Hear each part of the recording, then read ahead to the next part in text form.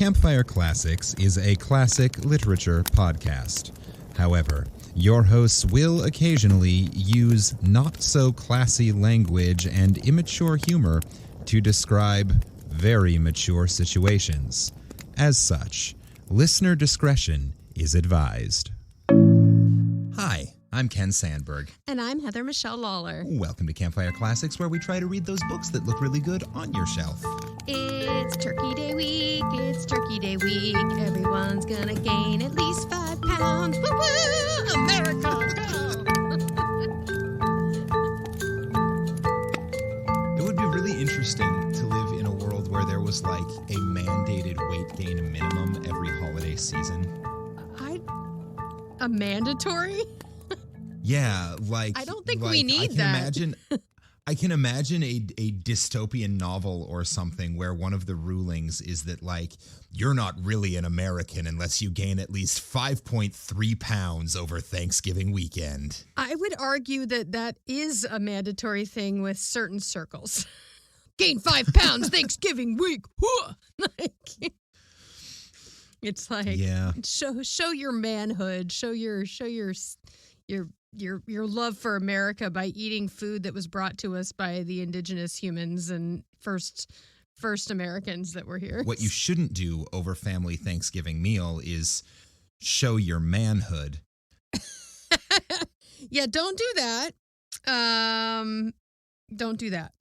One of my favorite recurring sort of annual traditions, I have a couple of friends who do similar things, but every year they'll post the prompt, sex with me is like Thanksgiving. Oh, yeah.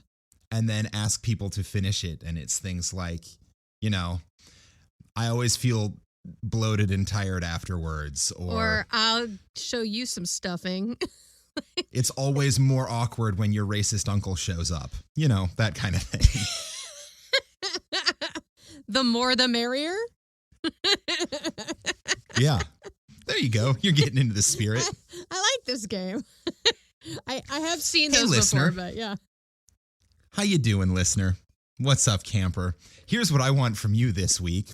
Please email 5050artsproduction@gmail.com or post to our social media how sex with you is like Thanksgiving. How is sex with you like Thanksgiving? That is, see, we thought my opening was just, you know, ridiculous banter as it usually is, but instead it has led us into a question for our viewers.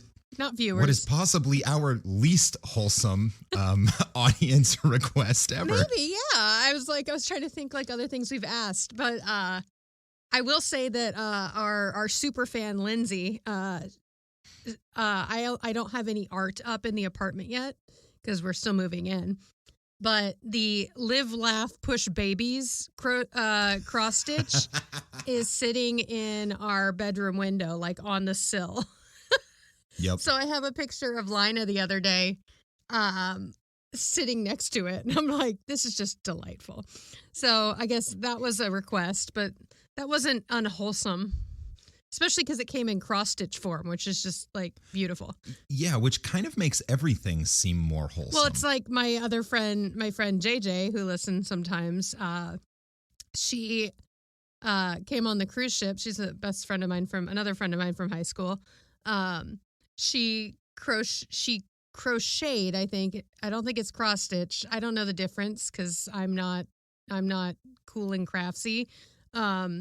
But I have a thing in a frame that says, turns out I'm 100% that bitch, which is also sitting next to the Live, Laugh, Push Babies. So I just want to point out, if someone comes into our room that doesn't know me, it's going to be like, what the fuck? What in God's name is this woman's deal? So crochet is much more like knitting. Cross stitch is when you like put like the crisscrosses. When you stitch something into a fabric, as opposed to crochet, which is like yarn to make a thing. That's like my sloth doll that my friend Brianne made me on the Brianna made me on the ship. Okay, because I also have a crocheted sloth that's rainbow colored named Voodoo. These are the things my friends make me, and I like my friends. Thanks, friends. Possibly one of our less wholesome requests on the show. Although we never know what a request from the show is going to turn into, because we requested some haunted stuff that kind of backdoor turned into Clown Corner. And it's still happening. It's still happening. So anyway, we do have another Clown Corner this week. That was my not so subtle segue into it. So, Segue. Clown Corner. Yay! So what Clown Corner is my own particular brand of nightmarish side tangent where I talk about clowns because no one has asked me to stop yet. So if you, dear listener, don't enjoy clowns, please feel free to write in and give me something better to talk about. Until then, in the year 1900, English circus clown Joe Craston and his wife, equestrian acrobat and high wire performer Martha Cashmore, Badass. had a daughter named Louise. Sing out, Louise. When she was 12 years old, Louise and her sister started a musical act performing with their parents on the road with circuses and other things. She soon started getting incorporated into her father's clowning routines. At age 17, she convinced her father to buy her a set of bagpipes, which became her favorite instrument and the centerpiece of her variety act. Two things a child asks for that your parents just say no to: drums and bagpipes. Come on. Also, usually ponies. Well, pony, but or a puppy. I mean, she was in a circus, so there were plenty of ponies around. Yeah. But bagpipes? No. Yep. So it was her favorite instrument. She used it all the time. But my mother played bagpipes in her college marching band. Hey, bagpipes are cool. Yeah. Anyway, continue. Terrifying and loud, but cool. Yes. So during her variety act, she also sang, played trumpet, played sleigh bells, did clowning, did dance, and did all of this while done up as a clown with a white curly wig. In fact, her most popular number was one that she sang called Laugh, Clown, Laugh. That sounds hilarious or terrifying. Yeah. So I am right now sending you a picture of her. Okay. And listeners, we'll go ahead and put this picture up on the social media so you can see what Lil Louise looked like, all done up in her clown outfit with the bagpipes. That's adorable. That's actually not a terrifying clown. No, not at all. I did mistake the bagpipe mouthpiece as a cigar for a second. Looks like she's smoking a cigar while holding bagpipes and clown makeup. Yeah, it's got a little bit of that look. But no, that's pretty cute. I'm into that. Right. I like the circus tents behind her. Yeah, so she was also apparently gifted as a designer, a craftswoman, was musically talented on clarinet, saxophone, cornet, drums, piano, violin, and of course bagpipes. She was an excellent singer. She was an actress. She was a dancer. She spoke English, German, and French, and she was passable in at least 5 other languages. So this is why you should encourage your children to run away with the circus. Exactly. Circuses are cool. Circuses are cool and a very educational experience.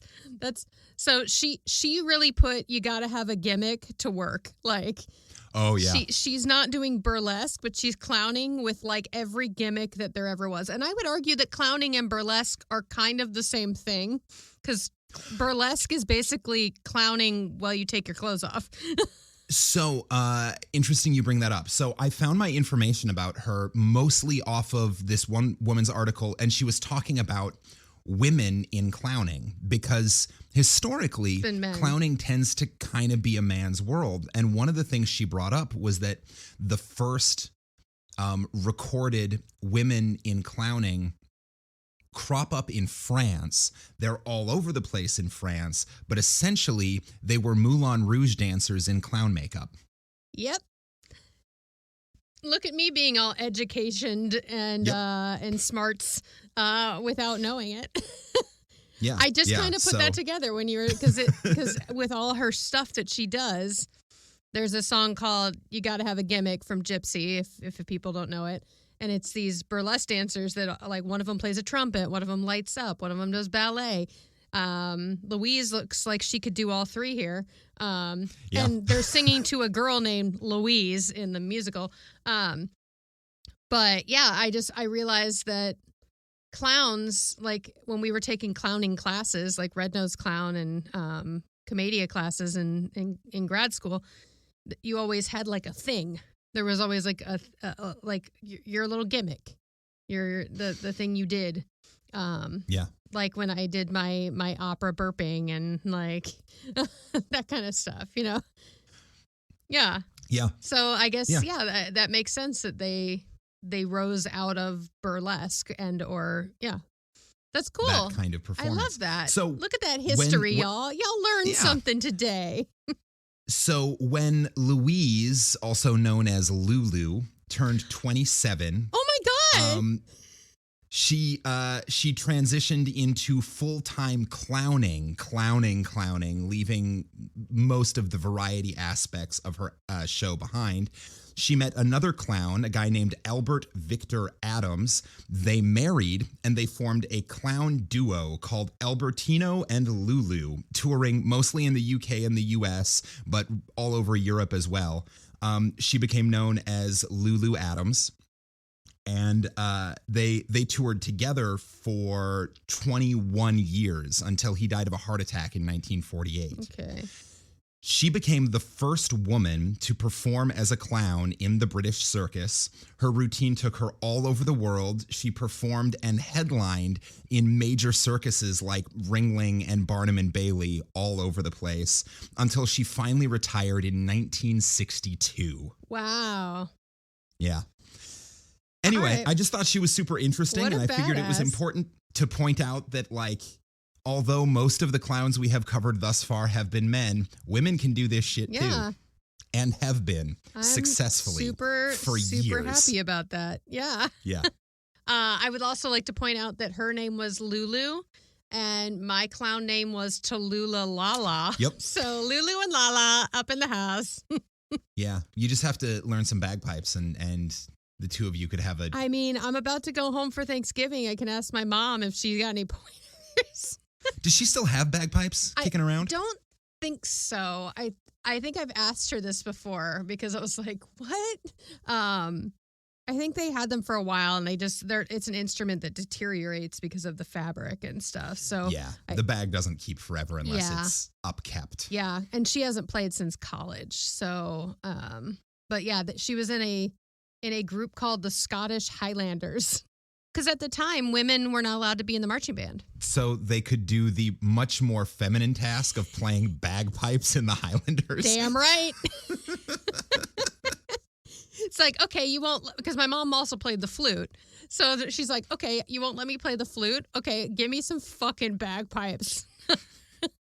I've always considered the bagpipes to be the most genteel and ladylike of the instruments. Very well, I think what's funny is I think they just assumed since they had to wear kilts that it looked very ladylike, even though kilts, again, are traditionally male apparel in Scotland. Well, although, once again, I've always thought of Mel Gibson as particularly genteel and ladylike.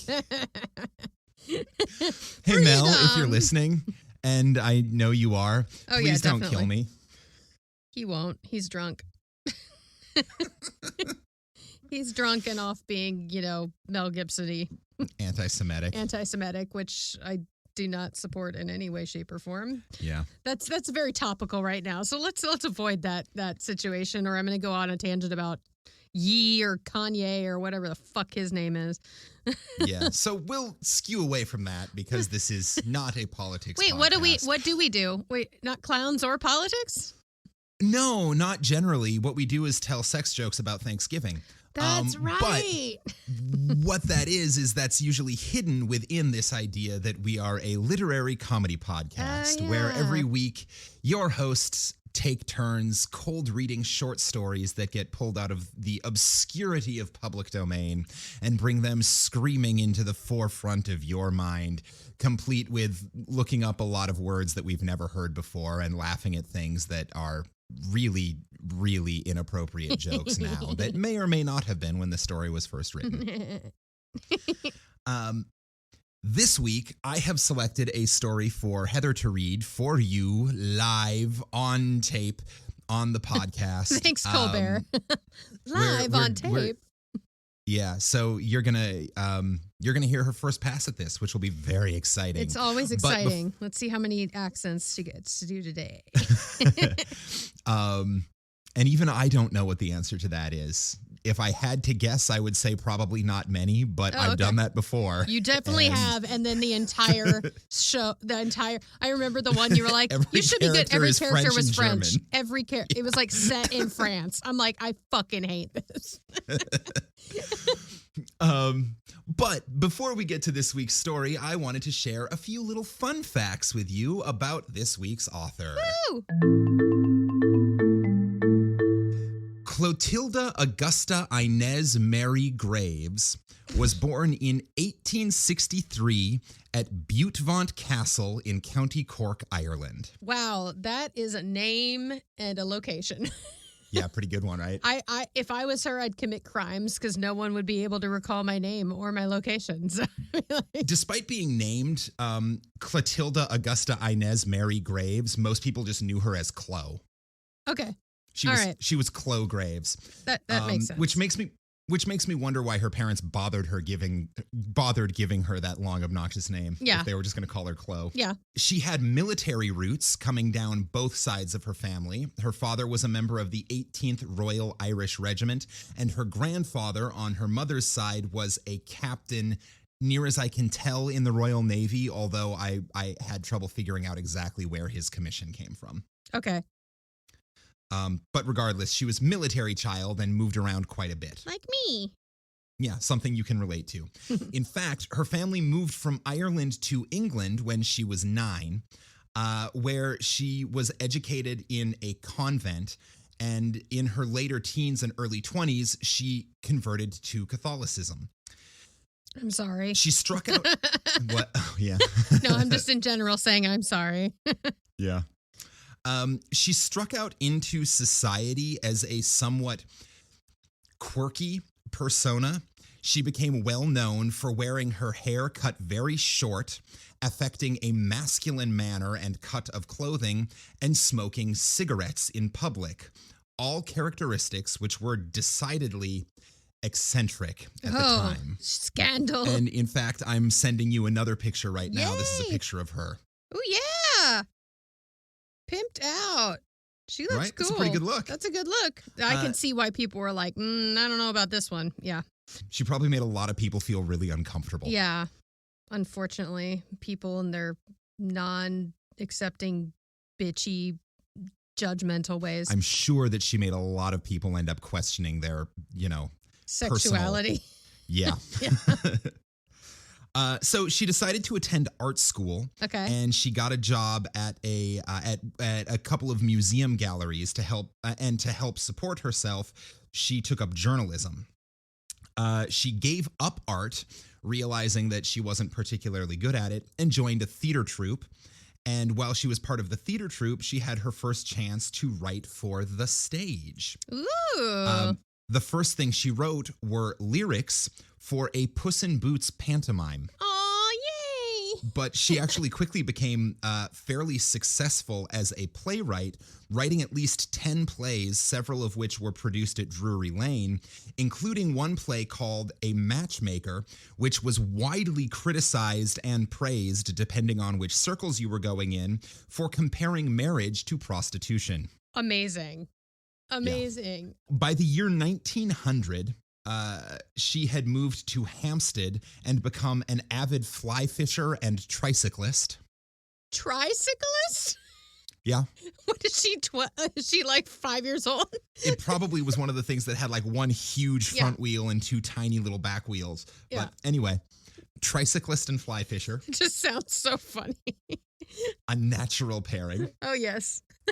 Right around this time, she also started writing short stories for Edmund Yates' magazine World. And then in 1911, at age 46, she published her first novel under a new pen name, Richard Dehan.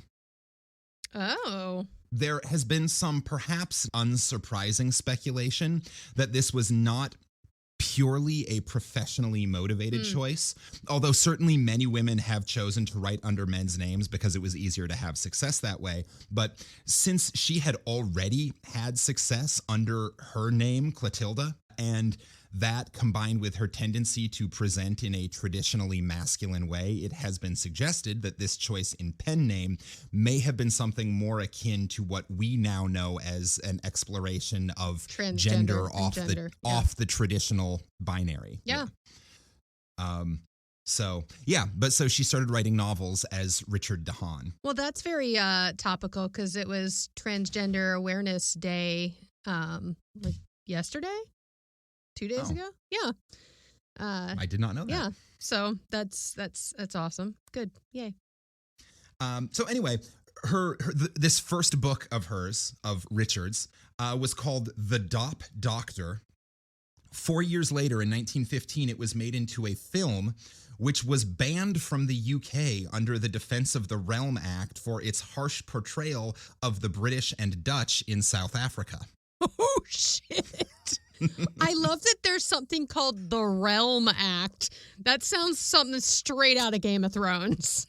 It's the Defense of the Realm Act. The Defense of the Realm Act. Isn't that like what Varys said every other episode? He's like, it's for the good of the realm. The good of the realm, in the defense of the realm. Yep. How dare someone show what colonialism actually looks like? Yeah. Yeah. So basically the Defense of the Realm Act came about just like a year or two before that movie as a result of World War I. And it was essentially at the time, their equivalent to what happened in the U.S. with the Patriot Act. Oh. It was just like, let's give our government unfettered power to do whatever the fuck they want for the good of the country. And they used the war as like a way of saying that this is for your own protection. Yeah, fuck that. Yeah. Oh, gross. Yeah. So she died in 1932 at 69 years old. She wrote 23 books, including a collection of short stories called The Cost of Wings and Other Stories, from which you will be reading Ponsonby and the Pantheress. Okay, I'm just going to point out how many times are we going to have to say that back to back? Ponsonby and the Pantheress? The Pantheress. The Pantheress. All right. Yep. I'm already into this alliteration. Let's start this fire. Woo! Ponsonby and the Pantheress by Richard Dehan. I have called this story Ponsonby and the Pantheress because Ponsonby's nocturnal visitor undoubtedly belonged to the genus Carnaria, species F. perdis, the pardalis of the ancients. We're off to a really good start. There is Latin in the first sentence. So we might avoid accents, but apparently you're getting the Latin name of animals. Apparently, she was a lover of Latin. Well, I guess she was a Catholic. She had gone Catholic in a time where they still did Mass in Latin. Yeah. So I also not enough stories just start with, here's why I called my story The Lady or the Tiger. Mm-hmm. Which is actually what this title reminded me of when you said it. Yeah. All right, let's do it. The whole thing hinges on Ponsonby's getting a ticket of invitation to a mighty dinner given by one of the great city livery companies. Had he refused the invitation and stayed at home with Mrs. Ponsonby, it would have been better for him and for her. Oh, no. Uh-oh. Dun, dun. Wow, this is a great setup. That doesn't sound good. It's like, this is why it's called the story, and he's going to make bad choices. And here's the drama that's coming. Yep. Tonight on Mad Men. He would not today have been a silent... there's a pretty word. Atrabilius? Atrabilius. Oh, I got there. Okay, good. Atrabilius. Melancholy or ill-tempered. Ooh. Atrabilious. Okay. All right. Although, if anyone is interested, it is also a movie coming out in 2023 Oh. with Lewis Black and Brooks Ashmanskas. Oh, damn. It's just called Yeah. Atrabilious? Atrabilious. Huh. That's okay. Cool. I like both of them. My dad loves Lewis Black. And I hope Brooks sings because his voice is ridiculous. Oh. Whoopi Goldberg's in it. Oh, shit. Jeffrey Wright's in it. Oh, yeah, it's got a great cast. Oh, well, shit. Okay. Alec Baldwin. Kind of buried the lead there, didn't we? Well, he's been going through some shit. Andy Carl. Okay, so we got a lot of singers Oh, in this shit. cast. Yeah, I'm guessing there's some singing in that. Yeah. Because Whoopi Goldberg can sing, too. So, Yeah. all right. Cool. All right, but the actual definition is like a melancholy person. Ill-tempered or melancholy. Okay. Yeah. Cool. He would not today have been a silent, atrabilious man who goes upon his way in loneliness. That mated loneliness, which is of all desolate conditions on this earth, the most desolate, with a vampire gnawing underneath his waistcoat. Oh, man. Damn, that's sad. This was a bad party. Yeah, this party sucked. She would not have been a much wronged, cruelly neglected woman, or the other type of sufferer, the woman who has been found out and forever robbed of that which women hold dearest in life, the power to create illusions. What? What's going on? Holy shit, that was the first paragraph. This party went real bad. This is not a good party. This is like where somebody dropped some like acid in both of their cups and they saw the other side. One of two things has to happen, right? Either the Pantheress is essentially a cougar who comes in and fucks up their marriage. Yeah. Which is what my thought is. Or there's an actual panther. Or the Pantheress is a literal panther that comes in and fucks up their marriage. All right, here we go. Let's find out.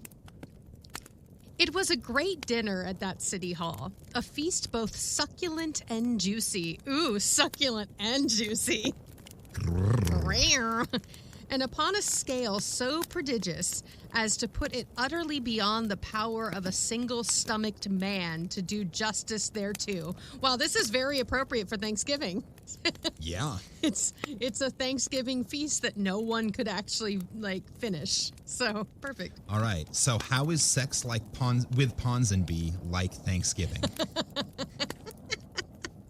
We're going to find out. I'm going to guess We're going to it's find kind out. of messed Things up. get really messy. Yeah, I'm going to guess. Things get very messy.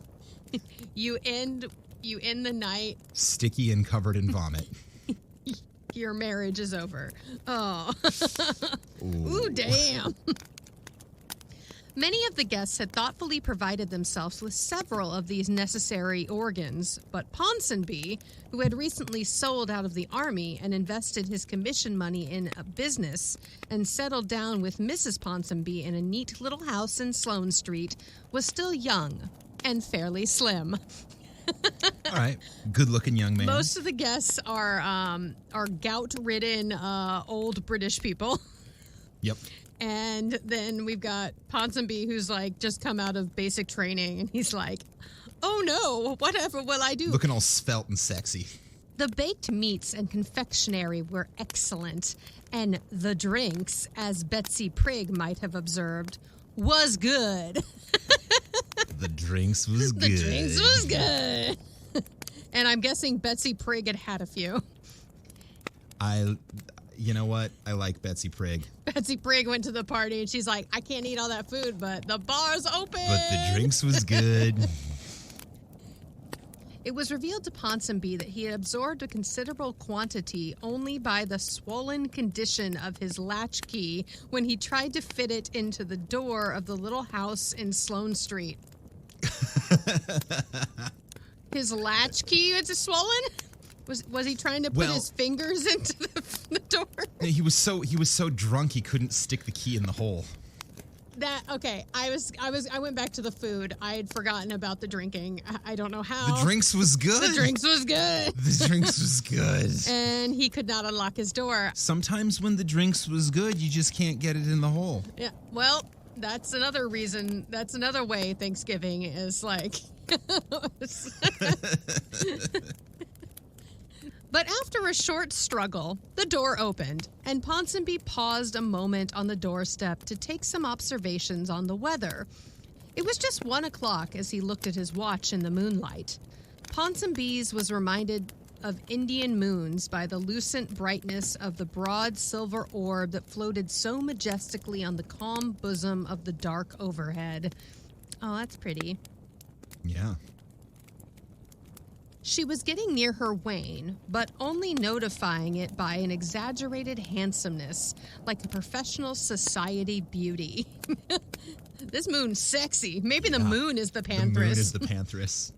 Ponsonby thought of that simile all by himself and was proud of it. He's like, I'm drunk, but I can make poetry. I'm a damn poet. What's up, sexy moon? So the difference between a high person and a drunk person with poetry is the high person actually can do pretty good poetry. The drunk person thinks it's good poetry and then rereads it the next day and is like, the fuck? Yep. Like, what did I just say? There we go. Okay, so he's proud of his drunk poetry. He was proud of it, as he had been a man more celebrated for his mustache than his intellect. Yay! Yes! We have a mustached man. Oh my God, this story's hitting all the awesomes. Which makes this officially a Campfire Classics story. It is officially, because there's a mustached man. It's been a while. Yep. It's been a while since we had a mustached man. All right. Oh, whose mustache is more impressive than his intellect? That's, you gotta know your strengths in life, and Ponsonby knew his.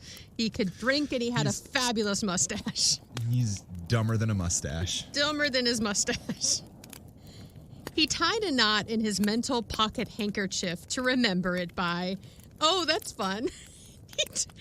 Instead of putting a mark on his skin to be like, remember this, he tied a knot in his handkerchief. That's smart.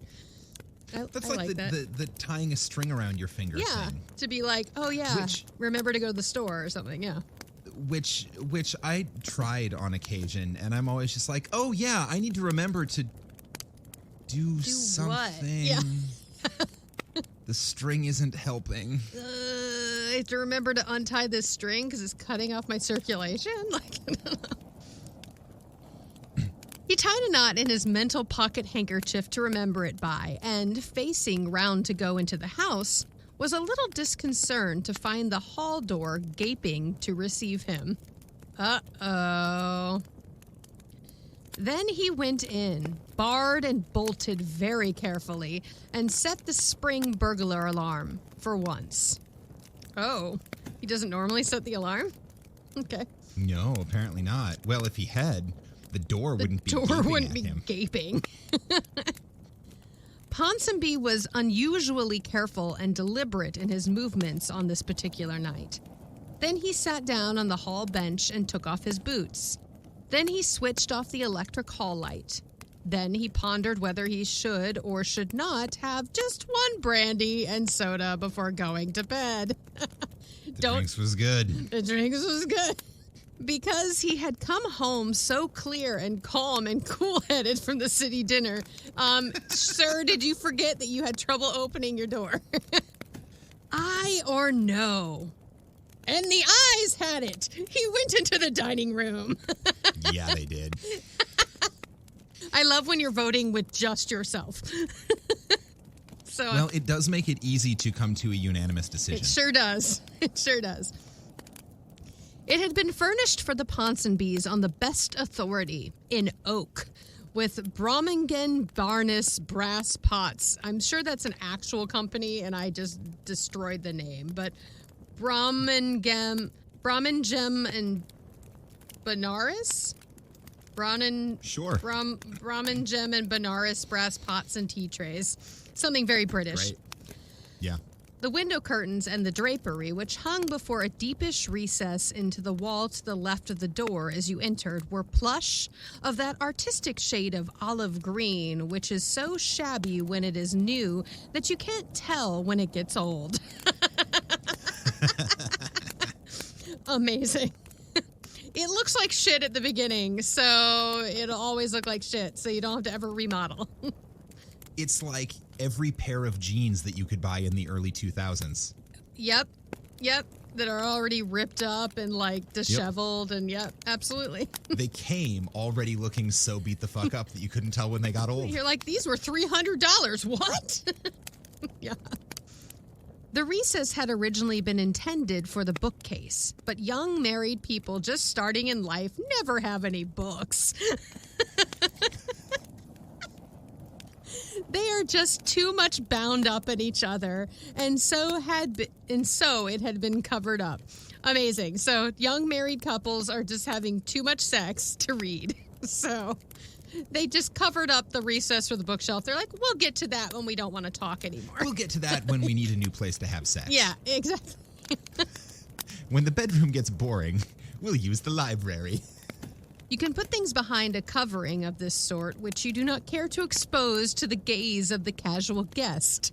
A row of old slippers or a pile of superannuated? Superannuated. Oh, there we go. Absolute through age or new technological or intellectual development. Okay. A pile of superannuated army lists or a collection of summonses. Like, oh shit. I've just been summoned to court 300 times this year. I'm just ignoring it. Or the family skeleton. Like, as in, like, sure. Skeletons in the closet. Like, it can literally be a skeleton, or it could be like the family secrets. Yeah, I usually keep my skeleton under the bed, but yeah, behind a drape, that works Yeah, too. that's why I like a bed with some under bed storage. that's where the shit goes. Ponsonby switched on the light and opened the liquor case with his watch chain key and got a tumbler and a soda siphon from Siphon? That's right. Siphon? Oh, no. Siphon. Siphon. That's what I knew it was wrong. Okay. We were both wrong. It's okay. He got a tumbler and a soda siphon from the buffet and lighted a cigar. Then he sat down in an armchair, unbuttoned his white waistcoat, loosened his collar, and prepared to be lonelily convicted. Help me out. Lonely convivial. Lonely convivial. Wow. Hello. I like that sentence. I'm going to read it all again. Lonely convivial. Then he sat down in an armchair, unbuttoned his white waistcoat, loosened his collar, and prepared to be lonely convivial. Was that it? Lonely? You got lonely right. Lonely convivial? There's only one C in convivial. Convivial. There it is. What does convivial mean? Cheerful and friendly, or jovial. Okay. So he's sitting down to be contented with some alone time. Yeah. The wife's asleep. Like, I'm going to have another... Party's over. I'm going to have a brandy. I got a little drunk going. I'm having a good time. I'm going to sit in the dark and just ignore the fact that the door was gaping open when I got home, apparently. Never ignore a gaping door. Take that how you will, but I feel like those are good words to live by. I would agree with that. I would agree that those are good words to live by.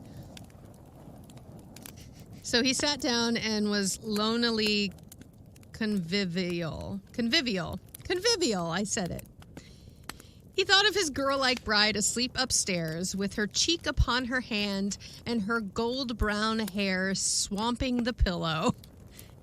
It says much for the state of Ponsonby's affections that while he knew the uses of the monthly half pint of peroxide, which was an unfailing item on the chemist's bill, he could still be poetical about that tinge of gold. He's like, it's fake. Her hair's a dye job. It's fake, but it's beautiful.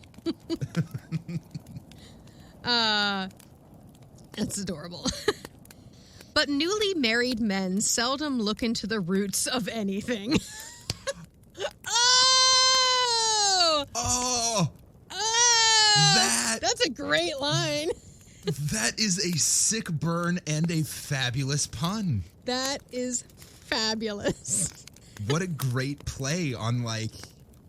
Oh, I'm really digging her... Root of the problem, but also, like, you dye your hair and the roots are showing. Yeah, it's such, like, I love it. I'm really digging her, like, her writing, right? Like, the whole time I've been digging it. So, anyway, but that's a great line. But newly married men seldom look into the roots of anything. He lifted his glass and drank her health. To Mammy, he said. He just called her Mammy. Is it Mammy or Mamie? Mamie, probably Mamie, because they're in England. So I'm going to make him British. Mamie. Well, and I think it's her name too. Oh yeah. Or like. I'm going to make him British as well. He lifted his glass and drank her health. To Mommy. To Mommy.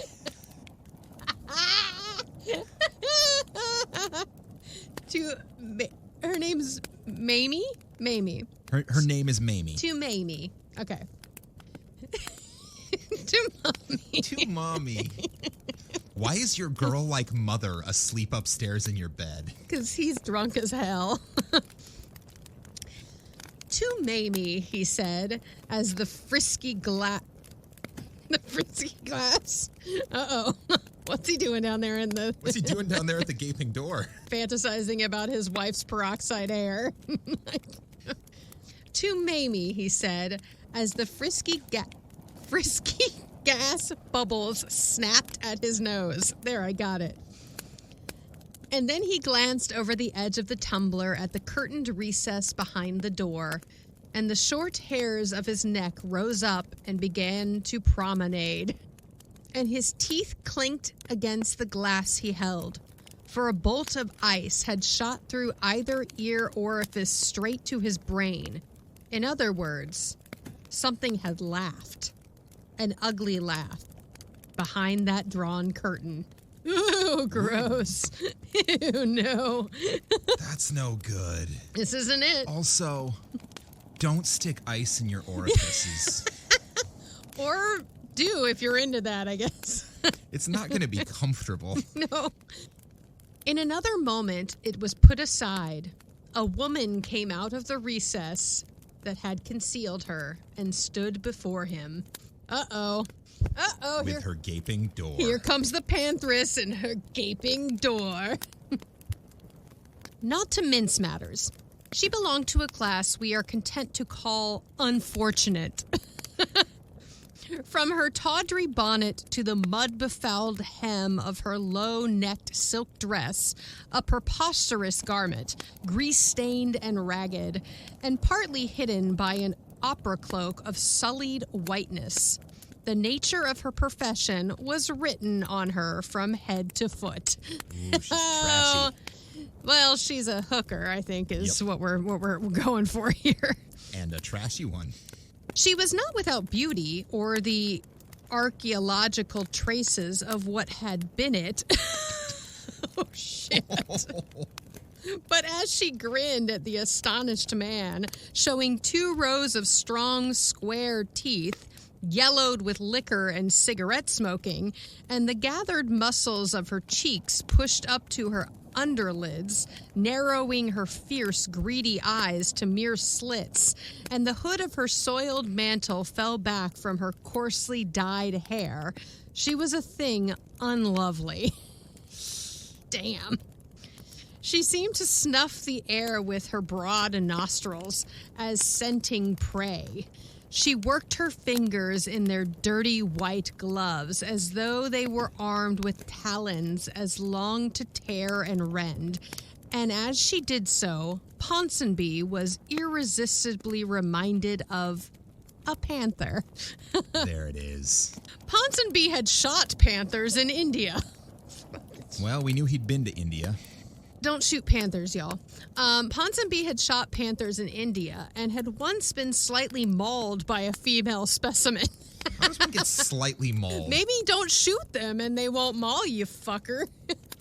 Every time I hear about anyone getting mauled, what I immediately think of is, it's inconsiderate cell phone man. Mauled by a tiger. What was that? Was SNL? Or was that was the Please Silence Your Cell Phone ads that I think AMC theaters used for a long time. Yeah. It's inconsiderate cell phone man. Actually, it's pronounced karate. Good marketing. We call that good marketing. All right, let's find out why he wants to shoot this lady. Okay, so he's been slightly mauled by a slightly mauled by a panther in India. It was an odd coincidence that the old scars on his left shoulder and thigh should have begun to burn and throb and shoot unpleasantly as the yellow-white fangs of the intruder gleamed upon him, framed in by her grinning, painted lips. But Ponsonby recovered himself after a moment and asked her without ceremony how the devil she came there. Because that's how a British person gets mad at an intruder. What the devil are you doing here? You came out of my non-existent bookcase. Are you my family skeleton? Ooh! I knew it would come to life one day. Dear God, Mother, close your gaping door. He was not a particularly bright man, but he knew even as he asked. She had been crouching in the shadow under the portico. Some of the Sloane Street houses have porticos. When his cab drove up. What's a portico? Portico. A structure consisting of a roof supported by columns at regular intervals, typically attached as a porch to a building. So it's a porch. So she was like under the stairs. She's under the stairs like a little raccoon. Yeah. Okay, cool. Some of the Sloane Street houses have porticos when his cab drove up, so she had been crouching in the shadows. Like a panther. She watched him get out. Then, when he had been standing with his foolish back to the open door, gaping at the moon, the Pantheress had sulked in, with the noiseless, cushioned step that distinguishes her race. And now he had to get rid of her. Which was not an easy task, as one might think. He began by telling her that he was a married man. Knew that. Oh, knew that, said the Pantheress. Saw you take off your boots in the hall. Saw you drink her health. She mimicked him. To Mamie, and laughed again, that unspeakable, jarring laugh. This is the cruelest version of Eliza Doolittle I've ever heard. Yeah. It's like, he didn't invite her over for vocal lessons. She just showed up. Ponsonby grew irate. He took his courage in both hands and went into the hall, where he softly undid the door fastenings.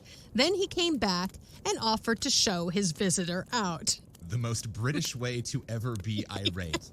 Excuse me a moment. Would you please follow me to the exit, madam? I have opened the doors, so there is nothing standing in your way. Would you kindly get the fuck out? She was in the act of pocketing a silver race cup won by Ponsonby at the Pony Hurdle Handicap on the Bombay course in 1890 when Ponsonby came back. She's just sitting there casually, like, thieving him. He caught her wrist and bade her drop it. She gave it up sullenly. Then, with a sudden accession of feminine meekness, she said she would go if he would stand her a drink. She's like, Oh, yeah, darling, I'll get out of your hair if you just give me some of that good bourbon I saw you drinking. It seemed a cheap bargain. The unwitting Ponsonby got out another glass from the buffet cupboard and mixed her a brandy. Oh, that's exactly what I said. Didn't I say brandy? I think you said bourbon. Bourbon. I said bourbon. Yeah, you're right. This is much more British. And mixed her brandy and soda, not too weak. She drew a chair, his wife's chair, to the table and sat down, throwing her dingy cloak from her whitewashed shoulders. Oh, no.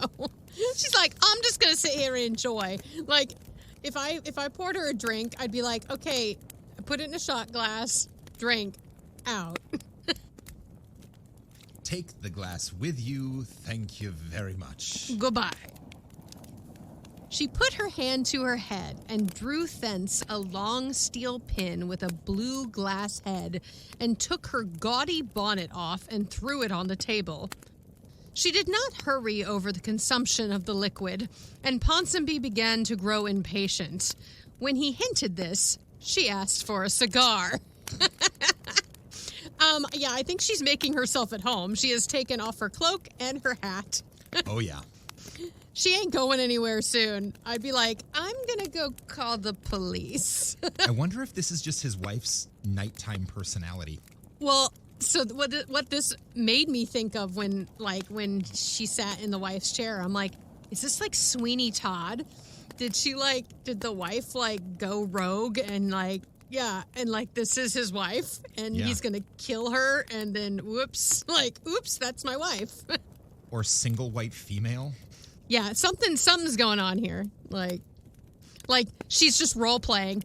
Like sex has started to get a little boring, and so she dressed up like this hooker.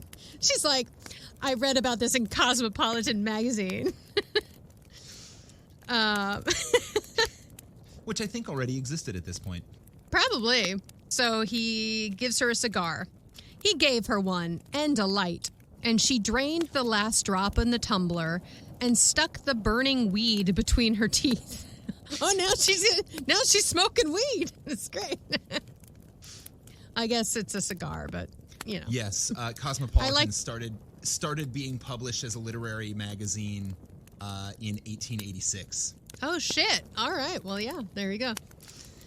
So yes, his wife was reading Cosmopolitan and was like, "I'm gonna dress up like a dirty prostitute and come and seduce my husband."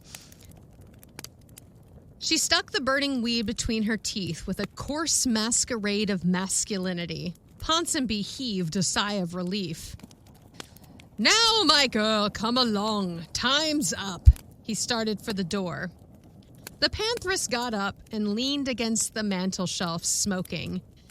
She intimated that she had changed her mind and would remain. Ponsonby lost his temper and threatened ejection by main force. Put me out? You daren't, rejoined the Pantheress. She added some adjectives reflected upon Ponsonby and the honor of his family, but with those we have nothing to do. She said some dirty, dirty words, but we're not going to say those out loud. Ponsonby's under jaw came out, and his forehead lowered. He strode towards the Pantheress. Her sex was not going to plead for that delicate piece of femininity, it was evident. I daren't, eh? You daren't, because I'd tear and scratch and scream I would, till the police came, till your wife woke up and came downstairs to see what the row was about. Nice for you, then. Easy for you to explain, with 2 glasses on the table. It's a sting. Oh, fuck. Ponsonby broke into a cool perspiration. He spake in his soul and cursed himself for a fool. Of all fools, the one most thoroughly impregnated with foolery. For he saw that he had been trapped. The Pantheress rocked upon her hips and laughed, shaking out a coarse aroma of patchouli from her shabby garments. So she is smoking weed. Yep. Homeless hippie chick. You had me in and stood me drinks. I can swear to that. My swell toff, I think you better knock under. Ponsonby had to arrive at that conclusion, thinking of his wedded happiness and the golden brown hair scattered on the pillow upstairs. He was awed to the pitch of making overtures, of asking the Pantheress how much she would take to go. The Pantheress sprang high, 20 pounds. Ponsonby had not as much in the house. With great difficulty and much exercise of eloquence, he got her to bate 5. It was necessary that she should be brought to forego another 5, for all the ready cash he could muster did not amount to much more than 10. How to attain this desirable end? Ponsonby had dramatic inspiration. Oh, no. Oh, no. He's not smart, dude. Mr. Mustache is going to try to be clever. Mr. Mustache, just give her the 10 pounds and the silver cup she tried to steal and call it a night. He had read many novels and seen many plays. That is never a good beginning to a plan. I say as we read a story. Guys, I saw this movie once. I swear this is going to work. In most of these, the main plot turned upon the ultimate victory of human virtue and truth over vice and disintegrity. In these books or dramas, vice was generally personified by an adventurous, a brazen, defiant person who had made up her mind to ruin somebody or another, and virtue by an innocent girl or pure young wife who pleaded until the hardened heart was melted, the fierce eyes moistened by an unaccustomed tear, until, in short, the naughty woman abandoned her unhollow purpose and left the nice one mistress of the field. He's watched way too many rom-coms. He's been reading some Nora Roberts. I don't know what's going on. The theory is an admirable one in a book or a play, but in real life it does not hold good. Ponsonby had since learned this, but at the time he was youngish and inexperienced. He would weave a net with those golden brown tresses upstairs in which to catch the Pantheress. He begged her to listen and told his story quite prettily.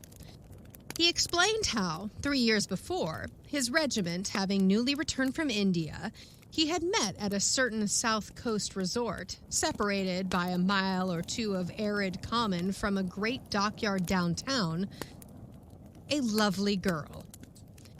She was a friendless orphan, the daughter of a clergyman, had been a governess, had broken down in health, and, with the last remnant of her little savings, taken a humble lodging near the sea in order to benefit from the ozone. Oh, Lord. How she had found during her innocent strolls on the beach, not only that health of which she had been in search, but a husband. And finally, how every fiber of her soul, being naturally bound up in that husband and her present state of health delicate, the infliction of such a blow as the Pantheress contemplated striking might not only strike at the roots of love, but of life. Oh, fucking Ponsonby, man. With which... Woo. Peroration? The concluding part of a speech, typically intended to inspire enthusiasm in the audience. Oh, so like the council, the final argument. Yeah, it's his closing argument. His peroration. With peroration, counsel concluded, not wholly dissatisfied with himself. He wiped his brow and sent a hopeful glance at the Pantheress. Her features had not softened, nor was her eye dimmed.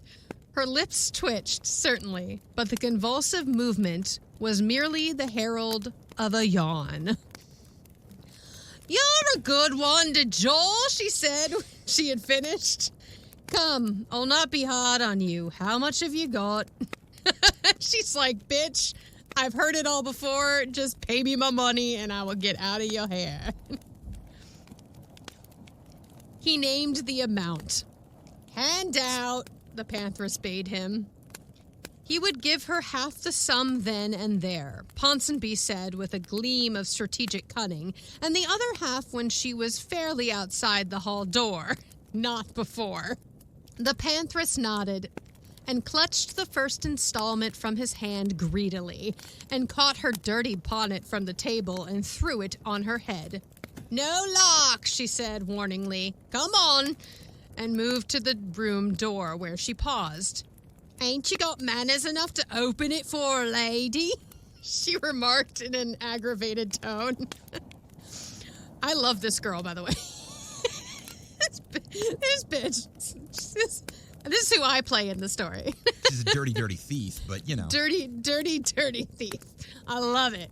Con artist and a thief.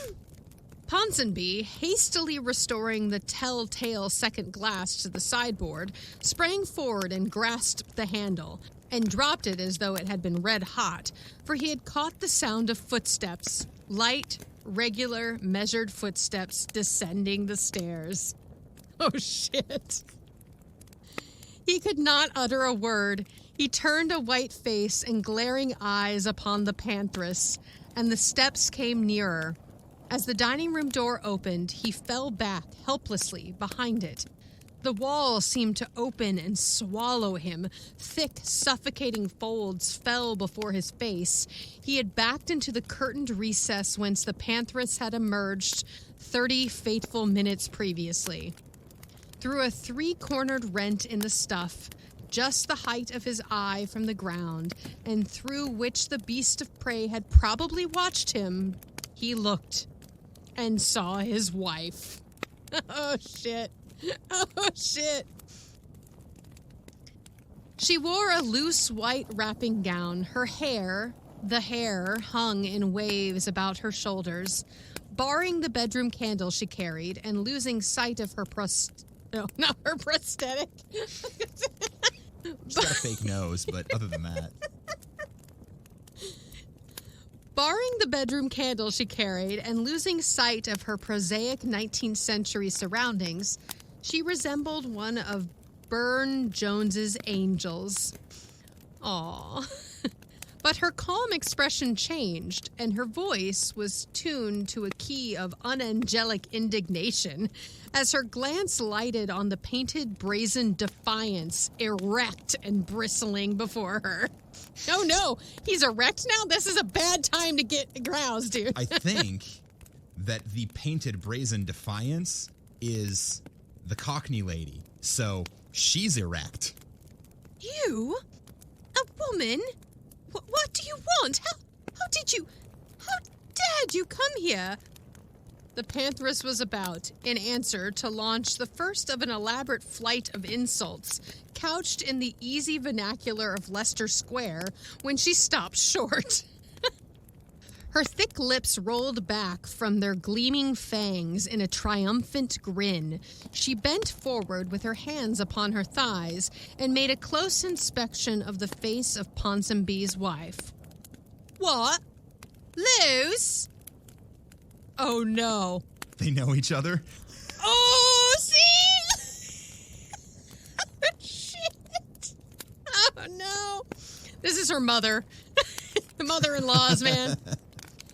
The other recoiled with a slight cry, and Ponsonby, in his retirement, was conscious of a deadly qualm, for Mrs. Ponsonby's Christian name was Lucy. Oh, yes! Yes! This twist! When he opened his shut eyes and peeped through the rent again, it was only to receive a fresh shock. For Mrs. Ponsonby and the Pantheress were sitting, one on either side of the table, chatting like old friends. Luck was poor, the Pantheress was saying, and me low down in my spirits when I found the door of a swell house like this open. "I'll pop in," says I to myself, "and look round for a snack or something and drop and go a drink, and then make off if I can clear, or else go to the quad like a lady." And I did pop in, and I did look about, and the first thing that turns up is you! On a smooth lay, ain't ya? Always a daring one you were, clergyman's daughter and an orphan. We've most of us been clergymen's daughters and orphans in our time, but not a girl of us ever looked it more than you. And you're married! Oh my god! She's like an all-like hooker. She's saying they've all played clergymen's wives and all... Oh! This is fabulous. And you're married! With a swell church service and singing and a continental tour to give the orphan a little change of scenery. She's seen so little in a time, the poor dear. Lord, I shall die of it. The woman rocked with silent laughter. It seemed to the man behind the curtain that her eyes, across his wife's shoulder, glared full into his, that her coarse jeers were leveled at him. He could not have uttered a sound or stirred a finger for the dear life. A kind of catalepsy had possessed him. But he saw them drink together and heard them talk, turning over with conversational pitchforks the unspeakable horrors of the dunghill whence his white butterfly had taken wing. Ponsonby had never been an imaginative man, but that midnight conference wrought his sensibilities to such a pitch that, leaning against the wall in the corner of the curtained recess, he quietly fainted. This is so good. He came back to consciousness in darkness through which struggled no gleam of light. He did not know where he was until he staggered out from behind the stifling draperies and switched on the light with shaking hands. Then he found himself in his own dining room. There were no glasses on the table. The spring bar of the liquor stand was in its place. The brandy decanter was, as he remembered to have left it, half full. He found his candle on the sideboard and lighted it, and went into the hall. The hall door was barred and bolted. "Thank God, I have been dreaming," said Ponsonby, and went upstairs. He fucking, drunkenly thinks he passed out and had a dream. Nope. There she lay, a breathing picture of reposeful innocence, fast asleep. Ponsonby stooped and kissed the hair that flooded her pillow and invaded his own, and silently swore by all his deities that he would never go to another city dinner for as long as he lived. Before he crept into bed, he knelt down, a thing he had not done since he was a boy, and said awkwardly, "Oh God, I'm glad it was a dream. Thank you." He slept the sleep of the weary and rose not a giant. It is true, but very much refreshed. He dandered down to the breakfast table in a leisurely way, humming a tune. As he shook out his newspaper, the absurdity, the improbability of his recent vision struck him for the first time. He laughed until he ached. Then he dropped his newspaper and stooped to pick it up. Something bright that lay upon the carpet under the table attracted his notice. The man put forth his hand and took it, and his ruddy morning face underwent a strange and ghastly alteration. For the thing was a long steel bonnet pin with a vulgar blue glass head. Men have died suddenly of pin pricks before now.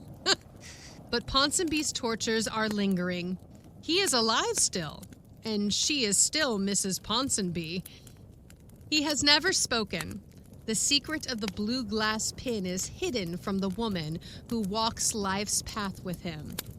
But sometimes she is haunted by a dreadful doubt, and at all times he is bestridden by an overwhelming certainty. The end. Holy shit, that was awesome. That was fucking fabulous. Oh, that was a ride. That was a ride. That was hilarious. That was brilliant. That was such a cool twist. Like, you expect the wife to come downstairs and be like, oh my God, my husband's cheating on me, or I'm being robbed. And instead it's like her old best friend. You find out the wife has been fucking like swindling this man the whole time. So she pulled a real life Pretty Woman without him ever knowing. Well, I love that he told this story to the woman, oh, she was a preacher's daughter and la la la, because that was the story she told him. Yeah. And she's sitting there the whole time going, that's the story I tell my clients sometimes. Whatever, just give me the money, dude. Yeah. And then she realizes, without even knowing it, that the story was real because it's a story that her friend tells all the time. Wow. That is glorious. That was great. That was real. That was, there were a few moments when I thought I had it figured out. And that was cool. So we were right in thinking that the wife was the woman, but not really. It wasn't sort of, that yeah, woman. Yeah. The wife is best friends with that woman. Yeah. Or was best friends with that woman. That was wild. Hey, listener, did you have that one figured out? Because I sure the hell didn't. I sure the hell did not. And that was fucking delightful. And I love that, the twist happened and then he passes out and he wakes up and thinks it's a dream. But then there's that amazing, he finds the pin. It's what is the convention? Thank you. The word is convention. The convention in storytelling where, you wake up from the dream and then reality and is, find the thing that shit. proves it wasn't a dream. Yeah. Oh, shit. And I love that he never said anything to his wife. Yeah. And the whole time she has no idea. As far as we know, the woman, the Pantheress, never told her, Lucy, that she had been swindling the husband. Right. Well, which is that last paragraph. Yeah. Says, so the wife lived the rest of her life with recurring doubts. Yes. And Mr. Ponsonby lived the with rest certainty. of his life with certainty. Yeah. So she apparently has some suspicions, but does not know for sure that that he ever met her friend. I love that the friend just kept that from her. She was like, "Oh, I don't even want her to know." Because the woman probably thinks he's listening the whole time anyway, so she's fucking up his life, but not fucking hers up. Yeah. Well, she's looking out for a friend. You got to imagine that people who come out of that world don't make it terribly often. And hey, good for you. You made it. And I got some cash out of the deal, so why would I ruin your life? I got 10 pounds and a couple drinks because the friend comes down and is like, let's have some drinks, catch up. Good old times. That was fabulous. I want to read more of her stories. That was really great. She's got a bunch of them. She's got a bunch of them. That was really fun, and it was very, I love the fun facts you shared about her included that she smoked cigars, and she was kind of because now this lady of the night or this thief or whatever she is she's more of I think they were more of con artists than ladies of the night. It seems probably a little column A, a little column B. Little bit of both, depending on the day. Depending on the prey. Yeah. I also think it's really interesting that she got her start as a writer in theater because it was visually descriptive enough that I could see it playing out. Oh, very theatrical. I could see that as a play. That could easily be done as a movie. Easily done as a one set, 3 actors. Yeah. Yeah. Oh yeah, it would be a great one act. Yeah. A great little 45-minute play. Really big twist. Very entertaining. And as you said, it's the Eliza Doolittle you never invited over to your house showed up. It's like, So, listeners, what did you think of that one? And how would you finish the sentence, sex with Ponsonby is like dinner at a city party? sex with Ponsonby is like waking up from a horrible nightmare. Anyway, write in and let us know your thoughts on that story. You can shoot those to 5050artsproduction@gmail.com or message us on any of the social media. And please use this week's secret passcode, which is the drinks was good. The drinks was good. Yeah. That sounds like a Lawler Thanksgiving. The drinks was good. We're about to have a lot of red wine. We're about to have a lot of red wine at my Aunt Julia's and Scott's house. So yeah, nice. The drinks was good. Well, that's all I've got for this week. You got any parting shots before we sign off? No, it's too early in the day for shots for me, but I'm gonna have some more coffee here. Espresso. The drinks was good. The drinks was good. And on that note, this has been Campfire Classics, where we try to read those books that look really good on your shelf. I'm a Pantheress.